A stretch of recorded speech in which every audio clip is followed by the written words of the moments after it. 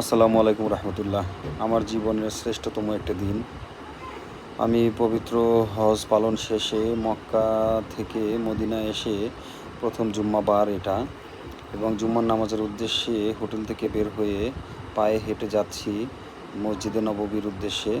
এবং তখনই ভিডিওটা করা স্মৃতি হিসাবে রাখার জন্য। ডান পাশে যেই হোটেলগুলো দেখলেন এগুলা ফাস্টফুডের মতো।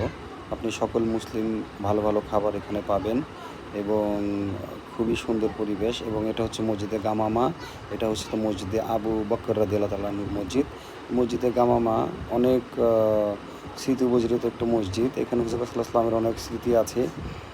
এবং পায়ে হেঁটে যাচ্ছি। আমাদের হোটেল থেকে আসতে মোটামুটি 15 থেকে 20 মিনিট লেগেছে। হ্যাঁ, পায়ে হেঁটে এসে মসজিদে নববীতে পবিত্র জুম্মার উদ্দেশ্যে, জুম্মার নামাজ আদায় করার উদ্দেশ্যে বের হয়েছি হোটেল থেকে। এবং 310 নম্বর গেট দিয়ে আমি ঢুকতেছি।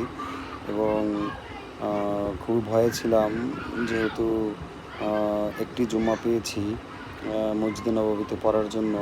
তো সেই হিসাবে একটু দ্রুতই হোটেল থেকে বের হয়েছি, যেন কোনো ক্রমেই মসজিদের বাহিরে যেন অবস্থান করতে না হয় নামাজের জন্য। অনেক মুসল্লি হয়। পবিত্র হজ শেষে আল্লাহ তাআলার রহমত যে আমার মতো একজন নগণ্য ব্যক্তিকে হুজুর পাক সাল্লাল্লাহু আলাইহি ওয়াসাল্লামের রওজা মোবারক দেখার সৌভাগ্য করে দিয়েছেন, হজ করার সৌভাগ্য করে দিয়েছেন।